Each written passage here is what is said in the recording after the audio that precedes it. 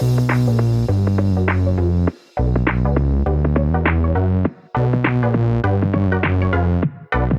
welcome everybody to another episode of Chris and Dave's Reality Cast. I'm one of your hosts, Chris Phelps, my co-host and very good friend is Mr. Dave Horrocks. Hey there, Chris, and hello to our listeners out there. Welcome to Chris and Dave's Reality TV Cast. We are covering The Bachelor, Season 26, Episode 6. Now, Chris, we started off with our favourite villain and at Niagara Falls. So what did you reckon to how that all went down? Well, Dave, so as you say, Clayton took Shanae and Genevieve. Now, I've got a cousin called Genevieve, Dave, so I like that name. She's a couple of years older than me, so it's a family name within ours. But what? Nothing to do with this fucking show podcast. Just thought I'd throw it in there. But when they go to Niagara Falls, you know, they're international still, Dave. They're in Canada, aren't they, on the border? I was thinking, I was getting so frustrated with Clayton. I'm like, you're a fucking bellend. He's been so bad at judging the room, people. I've just questioned everything about him. I'm like, you are terrible. And Shanae again, Dave, the pantomime villain. She was gold. She's like, yep. And I'm going to tell him that she's an actress, and he does. And she's doing this. And he's like, you're talking about yourself, but saying it's Genevieve. But what I couldn't understand, Dave, when Clayton collars her, because they've got one rose, one person he's going, Genevieve just did nothing. She just sat there. And you know, I kept thinking, well, he's right. She is an actress because she's on The Bachelor. It is all acting. Yeah. Shanae's not wrong what she's saying. It's just that Genevieve is playing there. I'm in it for love, whereas Shanae's like, fuck the right reasons. Yeah, exactly. This connection. But so I must admit, the way that played out, I did not think we were going to get the result that everybody, I think, wanted, Dave. But I didn't want really. I wanted Shanae to stay. Yeah, I'm with you. I fully expected him to say, you know, Shanae, will you accept this rose? And Genevieve, sorry, don't let your ass hit the door on the way out. But he actually came to his senses at some point and realized that, you know, Shanae's constantly throwing people under the bus. There's a common factor here. And I think, honestly, the producers are trying to tell us, look, you know, he's made the right choice. He's ditched the villain. Yay. And you can see all the girls back when they find out that, you know, Genevieve has come back and Shanae's gone. They're all so happy. And as viewers, we're all supposed to be so happy. All I'm thinking, Chris, is, shit. It's going to be back to the dull Bachelor now. So, you know, obviously she was not a nice person, and it did make me laugh. Shanae's like, well, you open yourself up and you be vulnerable, and this is what you get. She's still going down fighting, so you know, the fact that I enjoy her on this program doesn't mean I like her at all. But yeah, I was a little bit sad that she went, and I did think, oh no, we're in for standard Bachelor now. Yeah, and you know what, Dave? I think it's a great point because, you know me, I very rarely go on checking the Instagrams, but I went on Shanae's Instagram once I saw that she'd gone, and she's put a post on. She's driving a quad bike, says with her dad, but she actually thanks Clayton, Dave. It's quite a nice post that she put. So I was quite surprised. I was expecting there, well, you don't know what you're missing, bastard, or something, but she didn't. She was quite respectful, saying, you know, at least I was part of your journey and all that. So that was quite interesting. But I'm with you. I think for me, what was strange about that whole interaction was there was no reason for Clayton to kick Shanae off because he didn't know what Shanae was doing at all. So I think the producers have stepped in and told him because we saw no context to what, even though we know that she's there behind the curtain going, it was me. And everyone's going, ooh, like in a pantomime. What we're being shown, Clayton doesn't know any of this. And the story that we're being edited and shown on the TV show, that was a complete 180 for me. That made no sense for him to get rid of Shanae, even though we know she should have gone. His story has been about him trusting Shanae. And whenever she says anything, he takes it as gold. So I found that complete bullshit, if I'm being honest, Dave. I thought that it didn't make any sense in the context of the story we've been fed over these 6 episodes. Well, all the girls have been telling him every week about Sinead, to be fair. Yeah. So I know he's not seeing what we're seeing. But especially last week, all the girls are like, yeah, Sinead did this and Sinead did that. And then he goes across and says, oh, will you apologize and whatever. So he's known. But I agree that there was nothing here which was like a penny dropping moment that we saw where it was like, oh, she's tripped up here. And so Clayton now knows that it's not just hearsay. Sinead really is a bad apple. But he didn't get it out of nowhere. He's been constantly told, which again, Chris, it just makes the whole apology to Elizabeth the other week seem even more fake. It's just, he knew all this shit before. Yeah, and you know what, Dave? I'm with you, what you just said about once she went, it's like, oh, shit, here we go again. That sort of thing. Because it went to The Bachelor. But I've got to say, I always say this thing about The Bachelor. I'm going to shit on it a bit this week, even though I've enjoyed the series so far, is there has to be a baddie, don't there?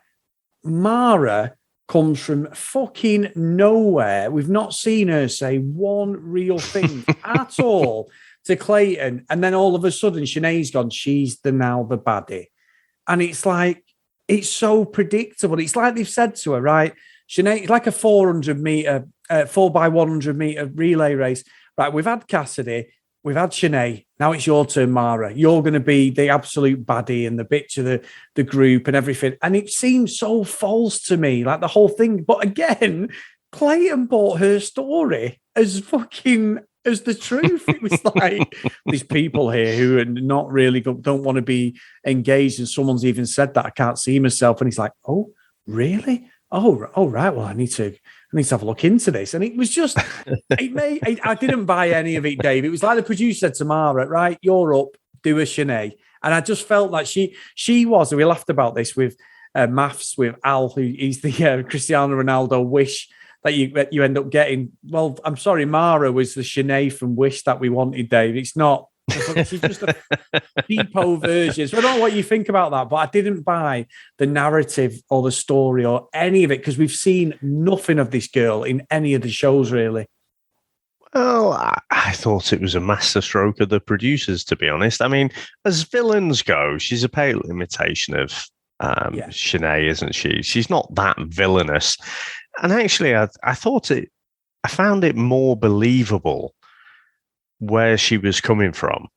I mean, it keeps going on, and some of the other girls have had a dig, haven't they, about her being the oldest one in the house. And I'm sure at the roast last week it was called out.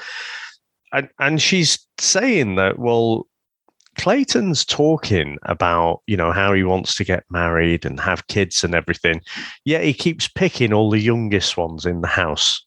So your actions don't match up with your words. Chris, I think that was perfect to call out. And all she's doing really is calling out in a much softer way that you and I have talked about, which is Clayton's just full of shit. That whole fucking thing with the notes from the kids and everything was so stuck on. It is such utter bollocks. It's just designed to give him an angle, to give the Bachelor producers a reason, a theme for this season. It's all about getting married, settling down, having kids. I've seen nothing of that. He's still the fuckboy that he is, when he walked into the place. So, and the end credits, the previews for, well, whenever it is, just validate that, that we keep seeing each time. But so I do think she was the villain, but I did think you could get where she was coming from. Yeah, and to be fair, you've just said that. I looked up what you've just said. You're right. He's eliminated 20 of the 24 contestants, and they're all over 26, Dave. So he's left with 4. Great stato. Yeah, exactly. Yeah, well, you know what I mean, Dave. Google's my friend, Dave. But there you go. Yeah, fucking bit of Phelps investigations at work there for a change. Yeah, very quickly. Fuck off. You know there's no investigation with me. It's the quickest article I can find. But anyway, I found it, Dave. It sounds like I know what I'm talking about. But no, you're right. Steady. All right, fair enough. I'm getting a bit excited there, sorry. But no, you're right. I think the issue is what she was saying. I was like, oh, fucking. And one thing I didn't talk about, Dave, the situation with Sinead must have been awful because one of the girls, I'm sorry to backtrack, she was in tears of joy when they were drinking champagne and everything. It was like, oh my God, it must have been that bad. But anyway, back to Mara. Yeah, I think the whole point is she calling out Sarah. Sarah's a threat to her. She's someone that Clayton's sort of been into. I know Rachel's the one who he's been to more than anybody. But at the end of the day, you've got to have a bit of spice in this show. I just feel the more this goes on, Clayton hasn't got a fucking clue what day it is, has he? That Jesse might as well come in as his fucking mate and he might as well be the Bachelor as well. He just keeps running to him going, I don't know what to do. He's useless, Dave. Oh, the fucking cliches, Chris. They are grating on me so much this season with Clayton. I know they've been there before, but if I hear fucking vulnerable and journey again, I'm gonna fucking scream. Every conversation that he has. Oh yeah, thanks for being vulnerable with me. You've been here with me on my journey. Oh, fuck off. Get some different fucking words. It's the words. But Chris, we've skipped over the fact that I've taken the piss out of them mercilessly for saying, oh yeah, we're going to go international, and then they go to fucking Texas, and then we're really international now, we're going to Canada, equivalent of Wales or Scotland for us. Chris, they actually went to Croatia this time, which I was pretty impressed with. I was like, oh, fucking hell. And I don't know about you, Chris, I've never been to Croatia, but it's beautiful. And it's all... If you hadn't have told me it was Croatia, I'd have thought it was Italy. Yeah, we've just watched the show, actually. We've talking about Croatia. We've looked at going on holiday there, Dave. The coastline is amazing. The only thing that's put us off is it's a good 2 or 3 hour transfer to some of the hotels, but what a beautiful place. I didn't realise it was Croatia until you just said it as well, but it's on my list, Dave. Investigations again. Well, I've gone from the statistician to not fucking paying attention as usual, but no, what a beautiful country that is. Yeah, I mean... Look, when we were growing up, it was Yugoslavia, wasn't it? Part of that, yeah. But and there was always trouble, or quite often there was a bit of trouble there. But it has made me think, I might pop over there at some point. It does look really, really nice. But so nice. Yeah, so you had that whole group date, didn't you? And I don't know. I was a little bit out. When they had the night challenge, and that was really when Mara was, it kept cutting to Mara talking about Clayton and stuff. But yeah, that was where she pointed out the fact that Sarah's the youngest, but she's going to get a second one-on-one, So yeah, it was just your usual Bachelor shit, really, wasn't it? Yeah, it was. I tell you what, Dave. Now we picked up on this when we started doing the Bachelorette. So we had obviously Tayshia and Claire's season, or Claire and Tayshia's season, and we had that double camera work, didn't we? I think it was a situation where Tayshia's dad came and he was deeply concerned by what was going on. Do you remember? I know exactly what you're going to say. And he gets the random note at midnight under his door. Well, he's got a camera over his shoulder. Fucking camera crew is there in his room when he gets a knock on the door and a note under there. I was literally, Chris, sat at home like, oh, fuck off. Yeah, exactly. Gets the note, and he's like, "Come meet me," and I'm like, "Hang on, he's got full clothing on. He's not got his fucking Sesame Street pajamas on or anything, has he? You know what I mean? On his fucking his vest or whatever. He's fucking bollocks." And then he goes, and that Susie's there, and I'm like, "Hang on, this has been. I took so much planning," and he's like, I didn't even. I'm amazed. I'm like, shut up, Clayton. You're the worst actor ever. He's terrible. so cheesy. But Chris, the fact is, again, you've got full camera crew there all waiting. You've got all the lights. You can just walk into the clock tower and it's all lit up and stuff in midnight. It's just open to the public, clearly. No one else there. It's like, oh, come on. This for me, Chris, is where they push it too far into the realms of fantasy. And I'm out at this point. I was just... The whole clock tower thing from start to finish just did my head in because I was like, oh, come on. You've pushed it too far now. Yeah, I'm with you. And I think you're right. It went back to type, didn't it? It went back to the Sinead stuff was just something different. Whatever we think of, even the Cassidy stuff, you always got to have a baddie. And I'm sure there's a lot of our listeners who are proper Bachelor veterans, Bachelorette veterans. They'll probably correct us and go, actually, there was someone worse characters. I'm sure there was. But just for pure, stupid pantomime villainy, she was just great. She was a breath of fresh air. The fact that there wasn't, like you said, the same old bullshit cliche about, I'm on a journey. I found myself as a person. I'm so, like you say, vulnerable should be on the fucking CD reality cast bingo card. That should be the one fucking thing that must be said by every contestant. It's all fake buzzwords they have to use to sort of make themselves known, to tell the narrative. It's bullshit. I'm just like, no, it's fucking bollocks. Fucking vulnerable, my arse. You know what I mean? Like, fucking nonsense. I tell you what's vulnerable, Dave, in my eyes. You know what I'd say vulnerable is?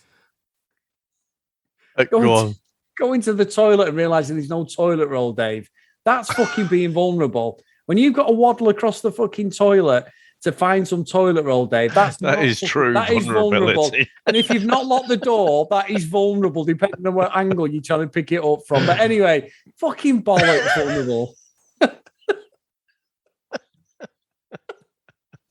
Oh dear! My favorite analogy for a vulnerable situation always goes back to Red Dwarf. I don't know if you remember it. It's from about season 4, and Rimmer says something like, "It's like dangling your crown jewels in a lion's mouth while flicking his love spuds with a wet towel." Yes, I remember it. I used to watch your. That is true vulnerability. That is actually, I'll give you that. I remember that one day. That's a classic line from Red Dwarf. I love that line. I've used that many times. It was just crap though, wasn't it? It was just rubbish. And the thing, so let's get on to the next bit of Bachelor fodder. So Sarah's one-on-one date that she's so ecstatic about, in a young, girlish way, according to Mara. But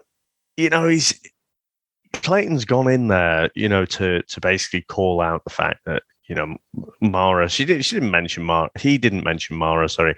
But, is she really ready to be married? At the end of this. And again, Chris, I'm sat there, I'm like, oh, fuck off, Clayton. There's no way you are ready. You're just full of shit. There's no way you're ready at the end of this to get married. But you're going to call out Sarah.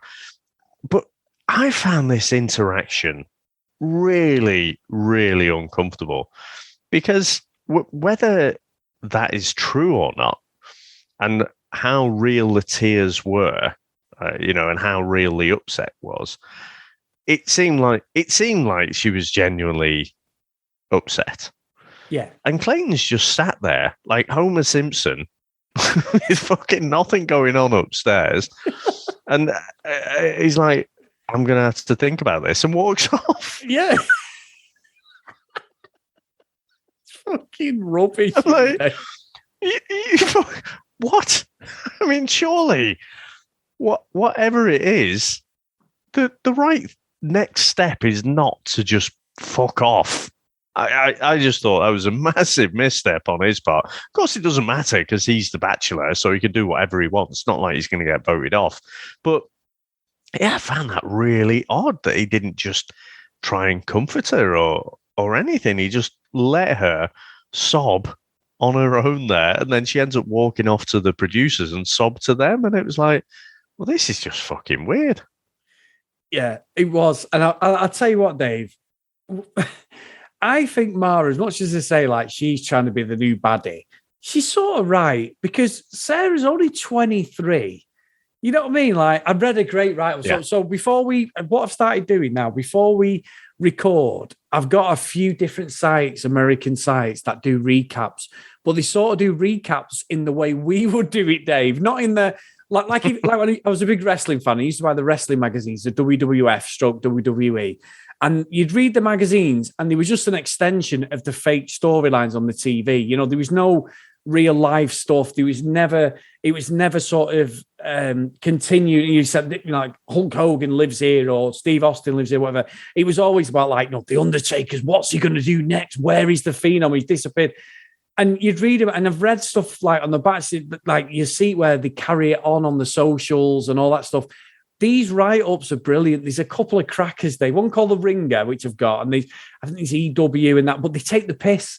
They absolutely take the piss. And someone said in one of the articles, and I'd like to say, I don't know if someone else may have read this, listeners, I don't want to steal it from, but it's something like, Sarah's 23, and she's offended that Mara, whatever she's called, has called out her Instagram face and faux tears because she doesn't want to get with, because she's not convinced she wants to get married to Clayton. And the way they phrased it was brilliant. I was like, and I fucking absolutely slaughtered what she said there, Dave, in the article, the lady, but it was a brilliant write-up. And I read and pissing myself thinking, well, she gets it. She as much as what we think of Mara being a bit of a dick and that, Sarah, and we get the VT for next week, Sarah has gone full on, I'm fucking untouchable. Oh, my word. You know what I mean? Yeah. I am full fucking, you know, I've got adamantium running through my veins. X-Men Wolverine reference there to anyone out there. You know, and nobody can hurt me. And maybe Mara was right, Dave. Maybe that's the reason she feels so strongly. Maybe it is a genuinely real play, and Sarah becomes the baddie, because it looks like she's doing a bit of a Sinead by the end of next week's episode, which again, 180 on her character that we've seen so far. Again, unbelievable if that's true, but I can't wait to watch it now. You know, well, that's one of us. So I'll come back to that. I think more so than the preview for next week, because she's definitely made out to be the baddie next week. It was when she'd, Clayton had given his cliches, thank you for being vulnerable with me and whatever. And then she's walking off, the tears have dried, and she's like, she goes into full attack mode then, doesn't she? And she sort of switched.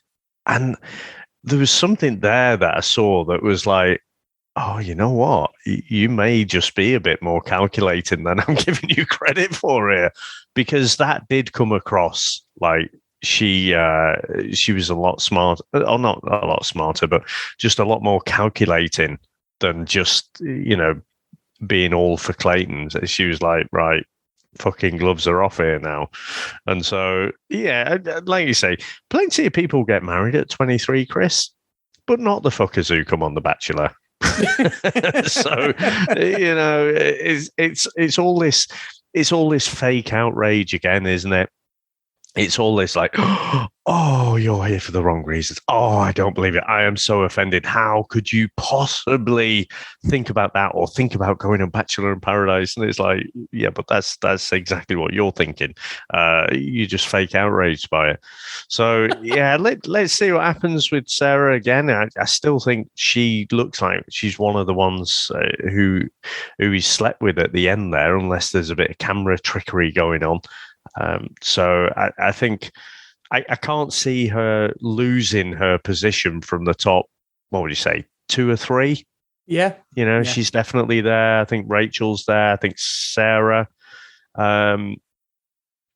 Rachel, Sarah, and I can't remember the other one's name. There's the blonde girl as well. People are probably at home screaming the name. You're asking the wrong guy. It's no good fucking asking you, is it? But at this point, and by next week, Chris, I will. There's enough of the weeds rooted out now, so I'll actually start learning the names of some of the peripheral characters. But to be honest, Chris, right at the end there, he's dancing with the girl from North Carolina, doing a bit of shagging. So it was called, I think it was, and it was like, oh, were you on here? So again, I'm not interested in learning the names until it gets near showtime, unless they're really prominent, because there's still so many background characters and they just don't get screen time, and it's just difficult to care about them.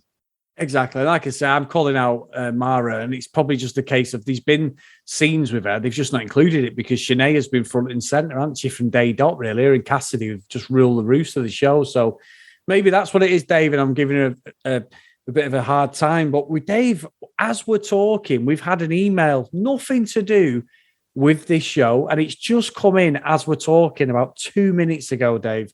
So nice. It's nothing to do with The Bachelor. Just thought I'd throw it in there. But this is entitled, Please Cover, I sent you this the other day, which I'm sure I got some abuse back. Love is Blind Season 2, Dave. Hey guys, greetings from East London. Love your down-to-earth, hilarious, and emotionally intelligent takes on Maths UK and Australia. Well, the emotionally intelligent take is definitely you, David. I'm not even going to argue that. So before you say it, so glad you covered Love is Blind Season 1 as well. I can't stomach watching the other shows. Please consider covering Love is Blind Season 2 when you can. Greatly enjoy your work. Thanks. I think it's Chima, so I apologize if I've said that wrong, but it's Chima, Dave. So I think it's Chima. So thank you so much for that. What a great email, Dave. And Dave, I'm not being funny. I did throw that little bone over to you the other day, and yeah, you sort of threw it back with a lot of vengeance and hate for some reason. With interest. With interest, yeah. So you remember before Maths started, and we said we are not doing 2 seasons again concurrently. And here we are. Yeah, he's got old Chris throwing you under the bus again. I am really looking forward to watching Love is Blind 2, or Season 2, if you like. That first one was really good. And, we saw the reunion as well. And I think, didn't we put that on? I think we might have done that as a Patreon thing. But yeah,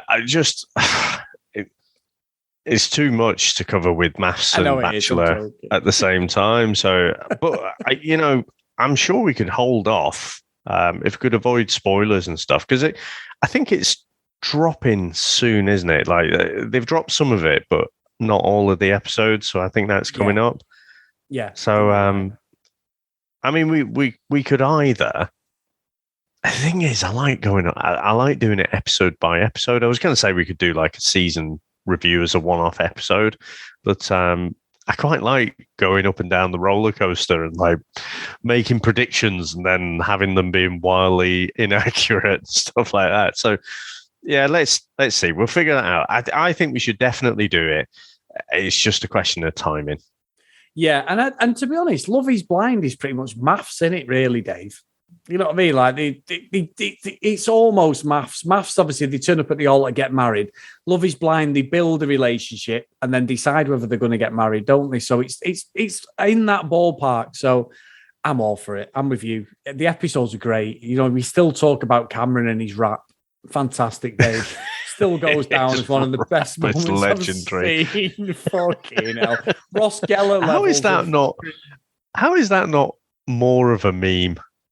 I guess because there's only a small amount of us watching this crap, isn't it? Yeah. So, the general population aren't aware of it. But that was TV gold. That.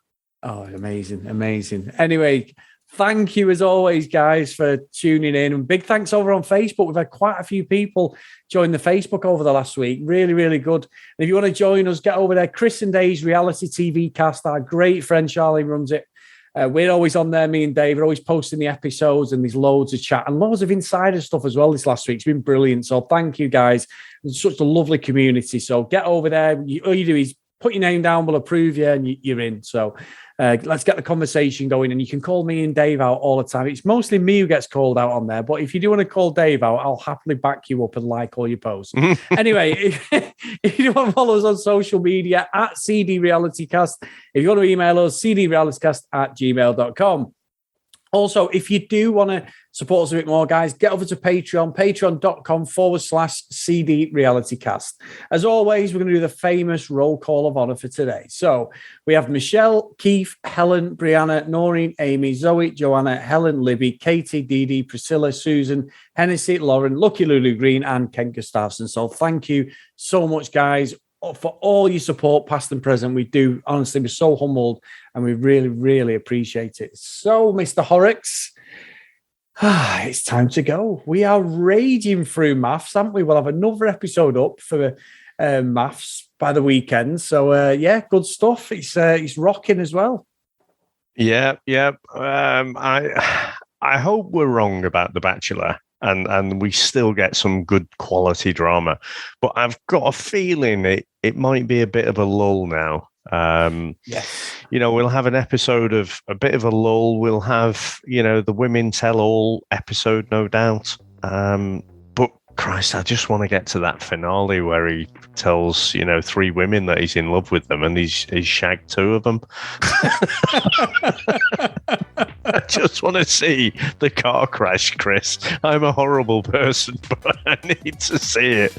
But that's if I'm not sick of it by the time we get there. I wish they'd stop showing it, as a preview at the end. But surprise. No, it's going to be good at the end. I just fear that, it might be a bit stale in between. I think you're right, Dave. Okay, Mr. Horrocks, I will see you next time. Brilliant. Thanks a lot, mate. And thanks to everyone out there for listening. And we'll speak to you next time. Bye.